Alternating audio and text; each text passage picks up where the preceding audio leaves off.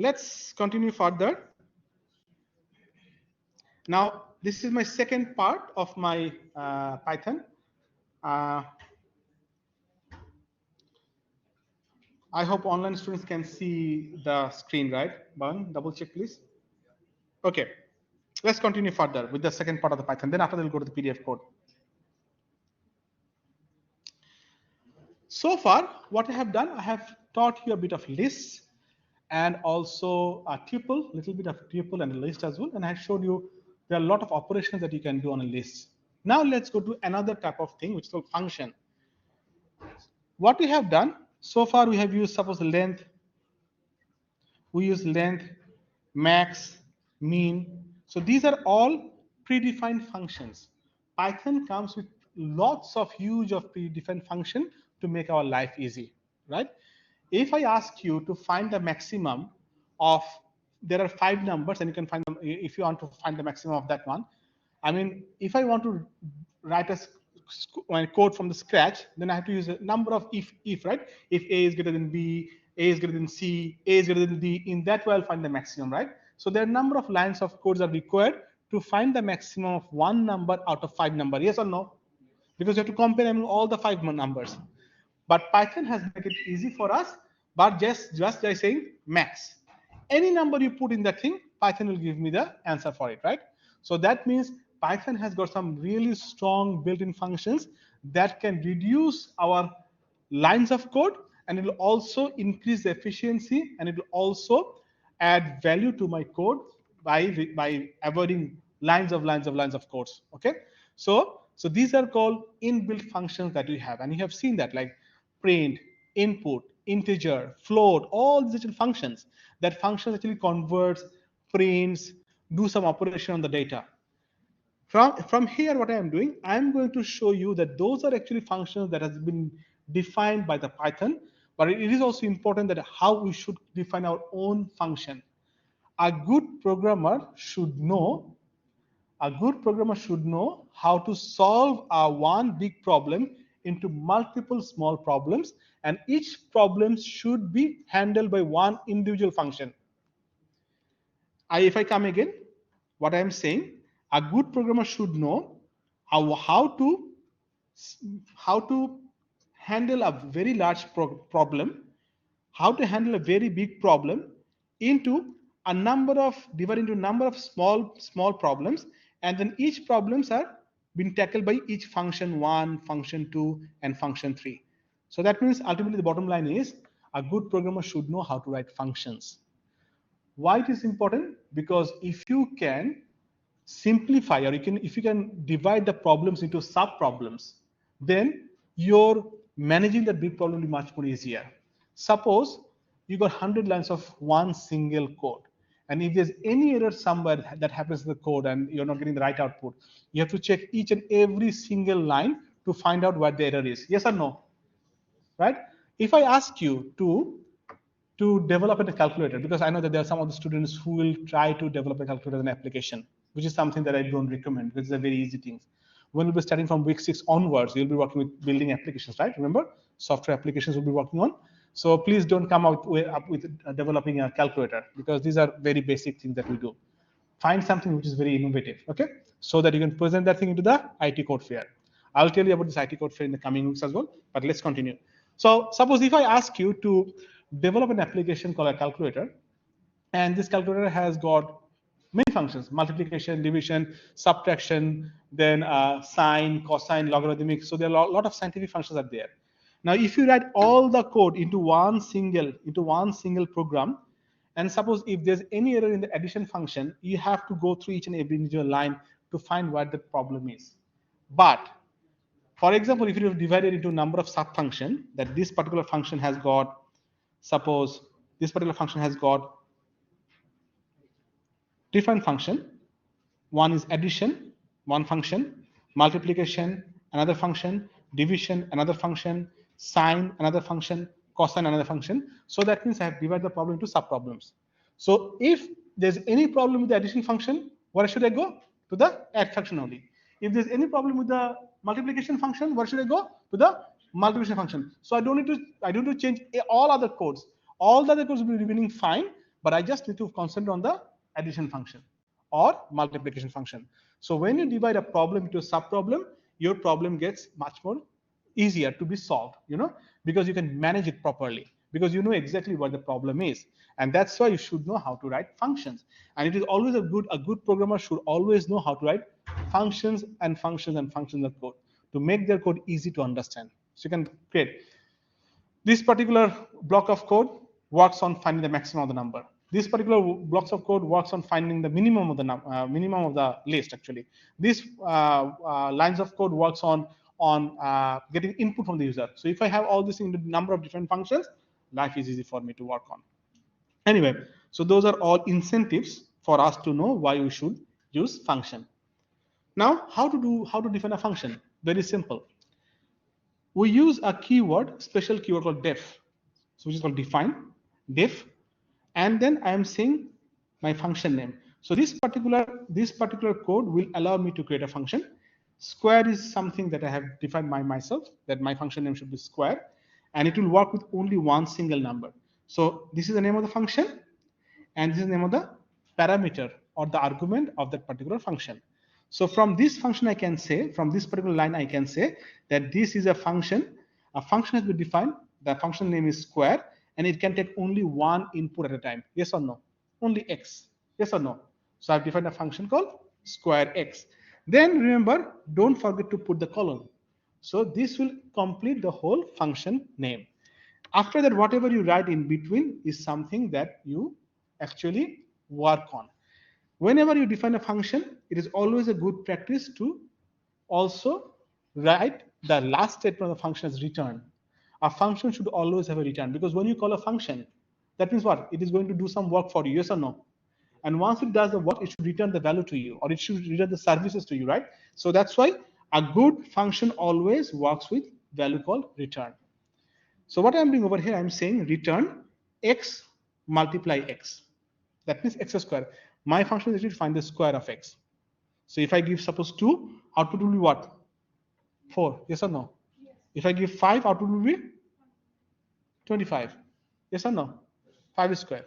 So this particular return will return the value of x times x, which is square of x. How I'm doing it? How I call the function? I just call the function name square, and I call what is the value I want to square of. Okay, so this is actually 2. So these 2 will be replaced with x. So x will be 2 now. And when I'm saying return x times x, which is 2 times 2, which is what? 4. So this is the answer. So very effective way of defining a function. Understood, guys? Yes, clear this one? Yes, sir. This one? Yes, sir. Very good. So very simple, straightforward function. Def is the word you use, and you use a function name and use a parameter. End up with colon, and in between whatever you do, you just return that value. That's it.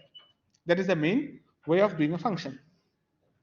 So that's why this is actually how they put the syntax. Define the function name with all the parameter and the body. In body means whatever you're working with the parameter, whatever you're working with all the data that you got. Okay. Now there's another thing, that some functions come up with parameters, some functions can be no parameters, it can be empty as well. That is also fine. Okay, we are not passing any parameter to the function. For example, we are just working with we have defined a function to take input from the user. So there's no parameter in that region. You just ask that function, it will take the input from my user. Anyway, I'll show you that one as well. So a function can have a parameter value over here, or a function can have no parameter value as well if it is required. Okay, so it can accept parameter, it may not accept parameter as well. Okay, and you will see there's one thing, there's a parameter mismatch as well. For example, if I say square 2, this will work, right? Because I have already defined a square as, I've already defined a function called square as x, right? So this will work. But if I say square 2, 2, will it work? No, it will show parameter mismatch. Yes or no? Because it can take only one value at a time. And you're calling how many? 2 values, right? That is called parameter mismatch. So whenever you define a parameter, you should be careful that how many arguments or how many parameters you have in the function. You should call the same function with the same number of parameters. So if it is 2, 2, it will not work. But if it is only 2, it will definitely work because this function only takes only one parameter as an input. Clear, guys? Yes, sir. Good. Let's continue further. I also told you about return. Return is actually the last one. I mean, either you can return some value or you can return 0 as well, or you don't return anything as well. So there are a number of options. You can return 0, you can return any value, or you don't return anything as well. It can be void as well. Void means I'm not returning anything. That can be there as well. I will show you that code as well. A function, a parameter, you can have a parameter, you may not have a parameter. Similarly, you can return values, you may not return value as well. All the things can be done using functions. Anyway, I will show you some examples. It will be much more clear to you. Let's continue further. Good. Let's see this one. What I have done, I have created a function to find out when a user input a number, whether it is an odd or even. That is my function. My function is to find out whether it's an odd number or even number. So what I have done, I mean, if it is odd, then it will say true, and if it is even, it will say false. So it is just checking whether it is odd or not. I mean, not odd or even, it is just checking whether it is odd or not. So I have defined a function, and the function name is odd. So that means I'm saying I'm actually going to use odd number to check the number that I'm giving is odd or not. Okay. How many parameters seeking? One. You can take only one parameter, so it will work with only one value. Then I have put a colon over here. Good. Now, when someone gives me x, so let's start with the function name. So I call the function odd, and I've given the number as 5. So my x is now what? 5. Now it goes into the body of the function. I'm saying if x percentage or the modulo 2 is equal to 1, that means if the remainder of the division of x by 2 is 1, then it will return true. Yes or no? Because that is odd. Else it will return false. That's it. So this function has checking with an if and else command whether the number that you have given is odd or not. So odd 5 true, odd 6 false. Clear? Yes. This side? This side? Yes, sir. This side? Good. Let's continue. I mean, when you said good, I can continue, keep on continuing. Now, let's start with another function called main function. Now, when you're working with a function, definitely when you load the whole program and when the Python is going to, interpreter is going to run the program for you. Now, suppose if you've got 5 functions or 10 functions, you have odd function, even, square, then after that square root, number of functions you've created.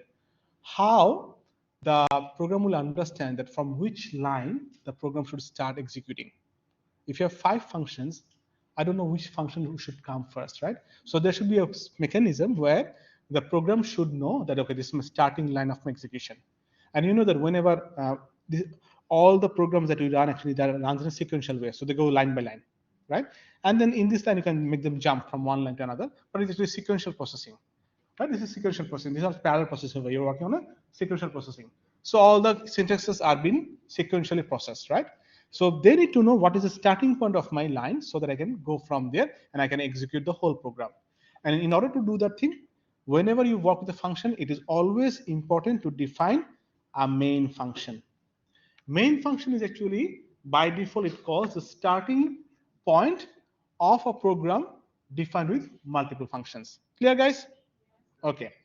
Now, so my last line of my statement can be main. So that means when my program will going to start, it will go to the main function first. Okay. So when it looks at the main function, it will say, okay, I have to call the main function. It will jump to the main function. Clear? Yes. So that means main is the starting, and from that started to doing all the job. Under that main function, so I've created a main function as defined, and look, there is no parameter over here, right? So you don't need any parameter. What I am saying, I have done some work in that. I have defined a variable called number, and it's a floating variable. That means the number will be converted into a floating point.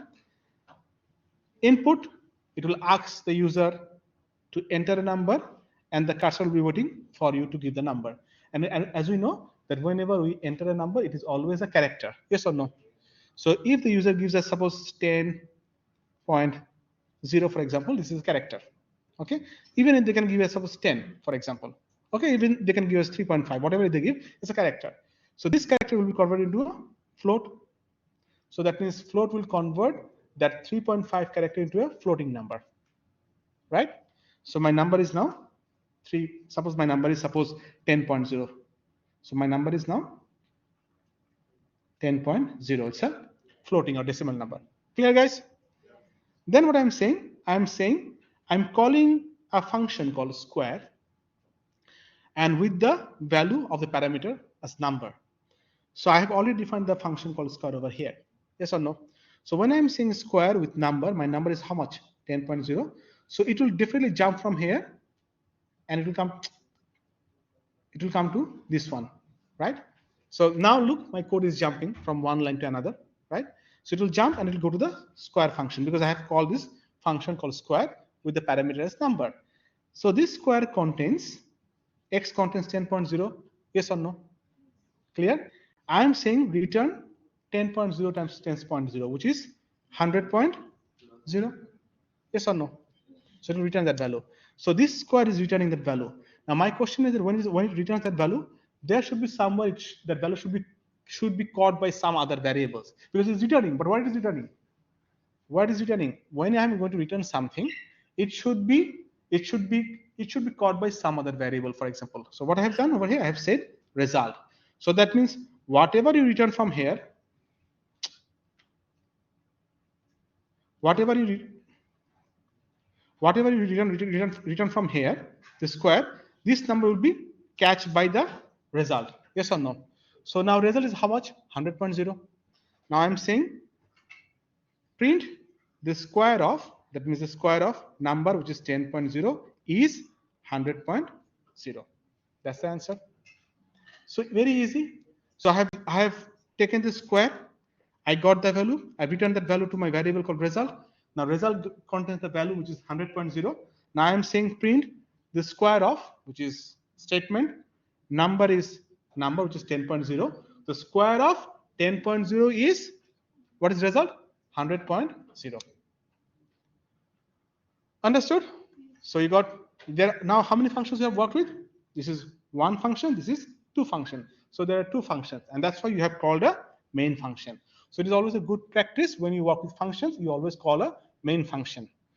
And then suppose you can say, I have got only one function, why should I do it? But that is not a good practice. Whenever you work a function, you always call a main function as starting. And this is actually where you lose marks. When I'll be giving you a second assignment, I'll be looking into those type of things. Where have you called? Because what I have told. That's why if you are not concentrating on me, you'll lose that type of thing. And then after that, what will happen? When I cut the marks, you will say, I didn't know that. I will say, look, I have already explained that in the class as well. So whenever I'm working with the functions, it is always important to define my main function, and then from the main function I call all the other sub functions. Okay, this is a convention and this is a good practice. Have you understood this code? Yes. How about this side? Yes, sir. How about this one? Yes, sir. Good, very good. Let's continue. So refer to PDF code, but before PDF, yes. Tell me. Actually, like why we have to return for every time we define a function, right? Do we have to? No.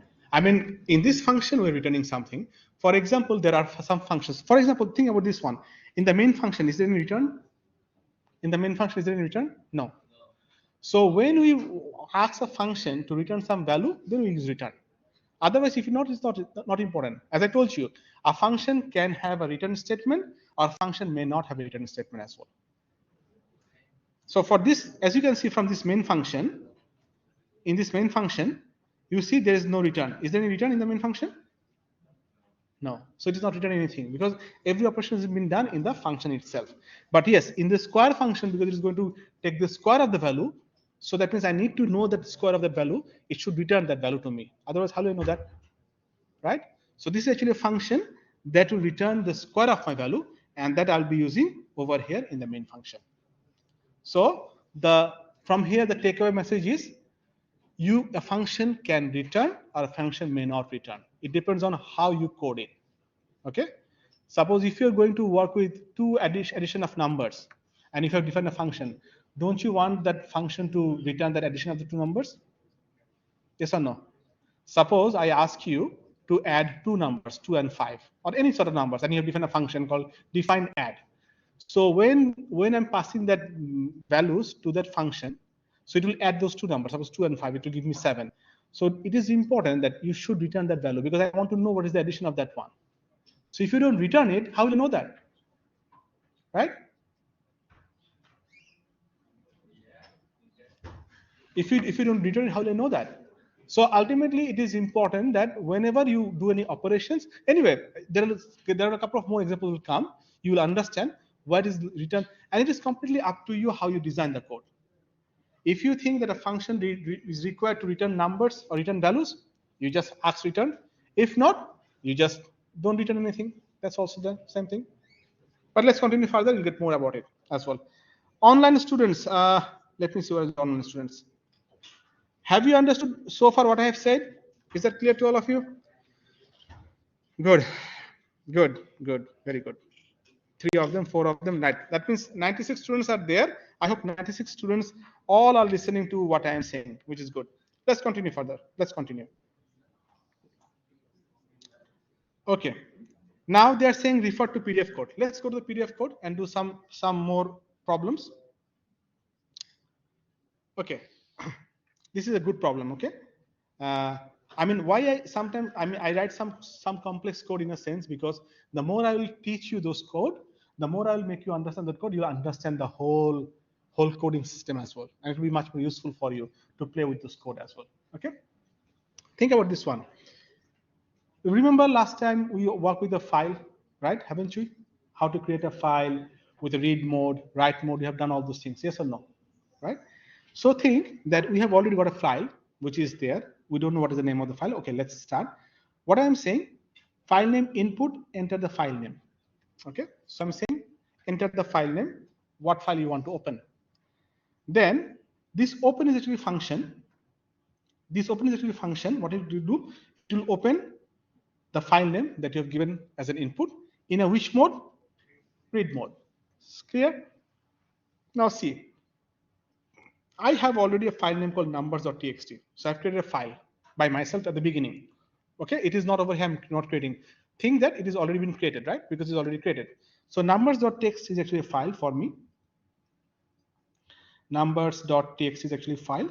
And I got in that text file, I got number like 10, 5, 8, with the space, 20, 2, 50, 1, 25. In that way, I have got this number. So I created a file by myself, stored that file in that directory, current directory, and name that file as numbers.txt. And in that file, I have all this number like 10, space 5, space 8, and everything. Remember, right? All these numbers are what? As a character, right? Yes or no? Text file means what? Text, character. These 10 is actually character, 5 is a character, 8 is a character, right? I think you're not confused with that one, right? This is a basic common sense, right?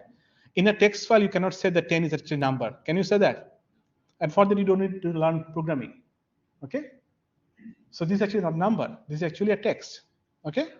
Right? In a doc file, we say this is a number. The other number, they're all text actually, right? They are not a number. Anyway, so these are all text that has been stored in the number. So what I have done, I have opened that file in a read mode. Clear? So that means this particular number has been, the file has been opened with it in a read mode, and my handler is f. So f is actually what is pen. It is going to read each and every individual data of my text. Yes or no? So this f will be used to read as a handler to read all the data that we have. I have created a list which is numbers equals to empty list. So that means this is an empty list. There is nothing in that list. Now what I'm saying for line in f. So if this f is the whole one handler in one single line, it will go to in one single line variable. So that means I contain all the data in one variable called line. Yes or no? Right. So this is actually a string for me, a complete string that I got into a line. I can say sentence, I can say words, but line is good. Okay, line by line. I'm saying so line. So whole line came into an f. When I'm saying line, that means this is another thing. So when I'm saying line in this way, so all this thing has been gone to line. So that means f is now copied to the line. What I have done, I have split that line or that string using a function called split. So what it will do, it will already split all this thing with the space. Yes or no? So 10, 5, 8, 20, 2, 50. In that way, it will be splitted with space. Clear? Done. So this is actually word. Right now, these are all words, right? Because I know these are all words. 10 is also a word. 10, 5 is also. These are all text for me. So I have already created those words. So this is actually a list for me now. So all the numbers, all the words has been done. So if I see this one, it will be like this. So my now list is words equals to 10, 5, 8, 20. But these are all what? These are all characters. These are all characters for me, yes or no? Okay. Then what I'm doing, I'm going to use a for loop to get each and every individual word. So that's why I'm saying what? All the words that I've created list, I've created another variable called word. Sometimes. Then I've got another variable called word. So all the values of the words will go one at a time to the word variable. Yes or no? Why I'm putting word and words all this time? Because I deliberately want to make it confusing so that you understand the difference of the variables in the list. One over here, words. What is that? Is it a list or word? Variable. Words. List. And what is our this word? Is it a variable or list? Variable. It's a counter, right? So words is actually a list over here, and word is actually a counter. And I deliberately wanted to make it confusing and close enough so that you understand the difference between a list and the variable, right? And if you don't understand, that means you're in a big problem. That means you don't understand what is the difference between a variable, what is the difference between a list, and how to work with it. Anyway, so the whole data, one at a time, it will go to my word variable. Now, what is my number? This is my list that I've created. Dot append. So I'm going to add one at a time. What I'm going to add? I'm going to add the integer of that particular word. So that means my number will be now 10, 5, 8. In that way, it will be appending. Yes or no? So all the words, first of all, I have got the whole line. I've split the thing into spaces. Then there is a list for me. From the list, I take each and every individual data, put in the word variable, and then I'm converting that word into an integer, and then I'm appending that thing to the list. Clear? I break down my expression so basic. Even I sometimes say why I'm speaking same thing again and again. But you have to understand. This is a very, I'm trying to make it very basic to you so that you can understand everything. But anyway, so then it's an appending. I'm appending that word, integer word, for every loop.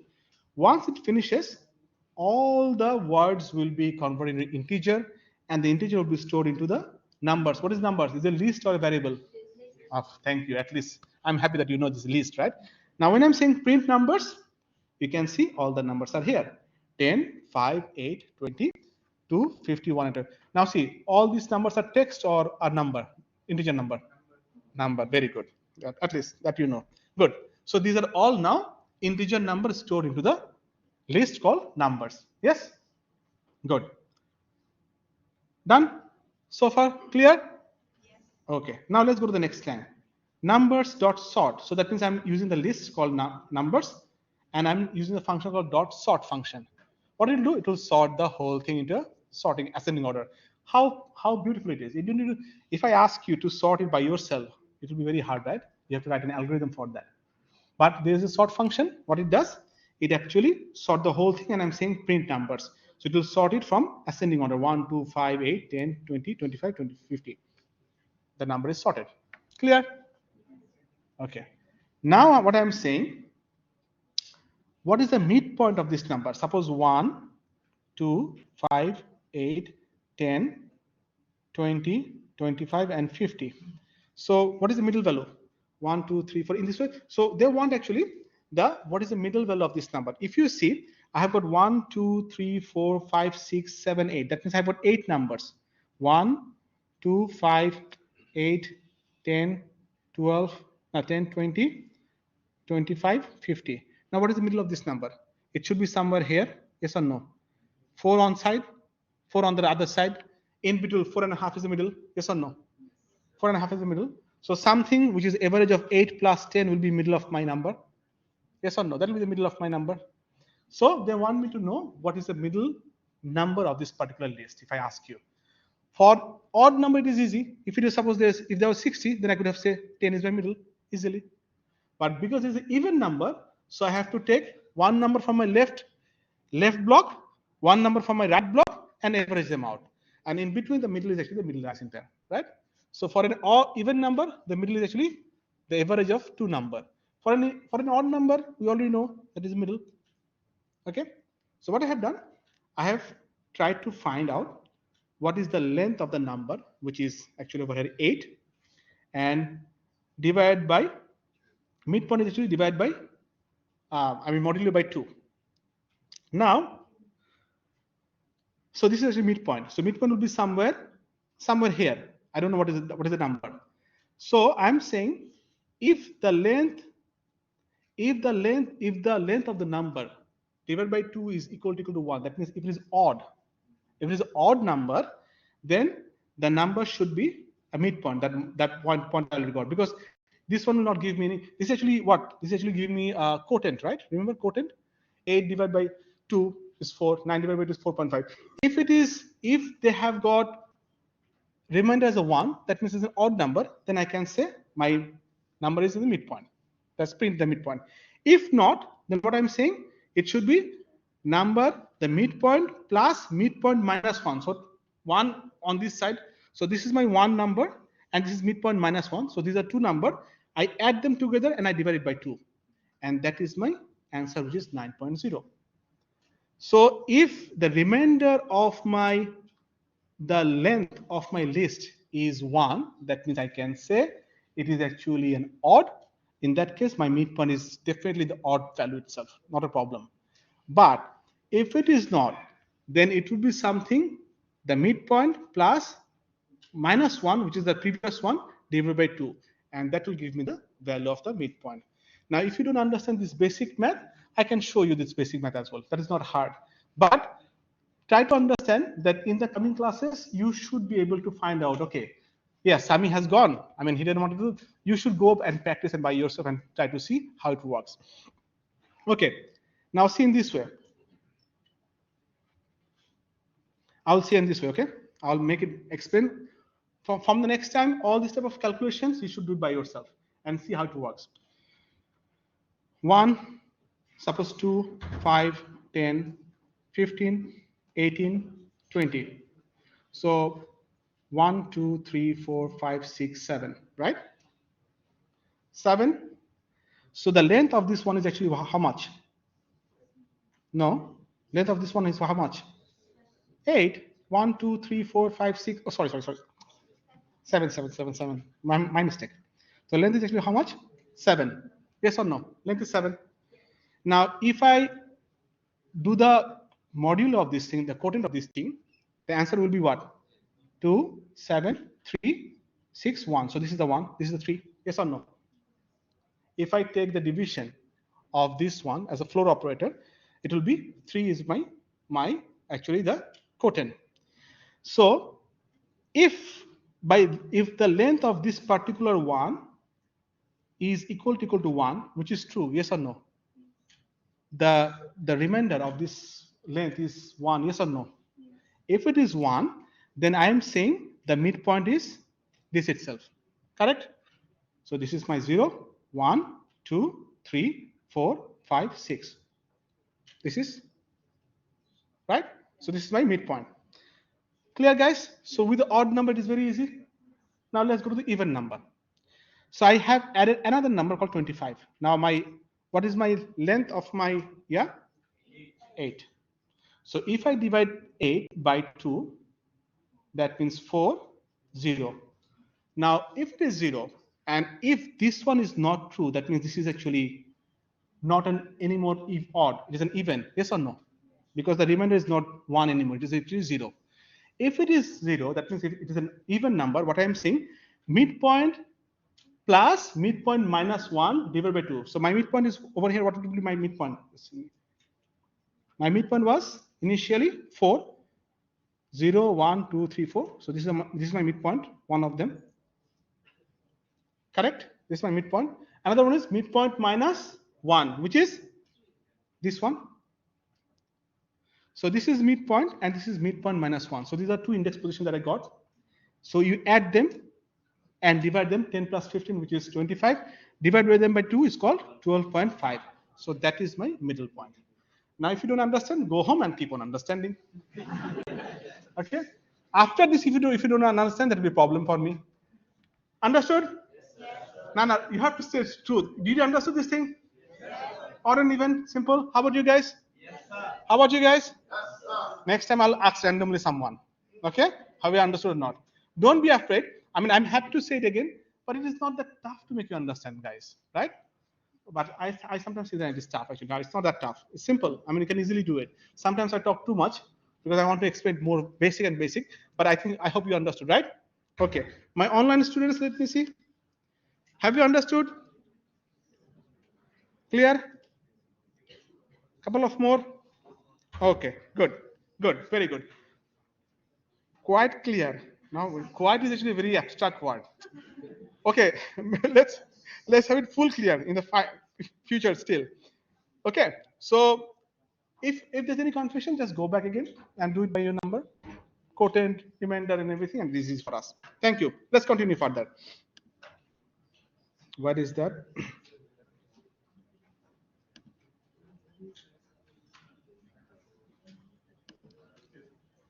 Let me have another recording because the recording is getting bigger now.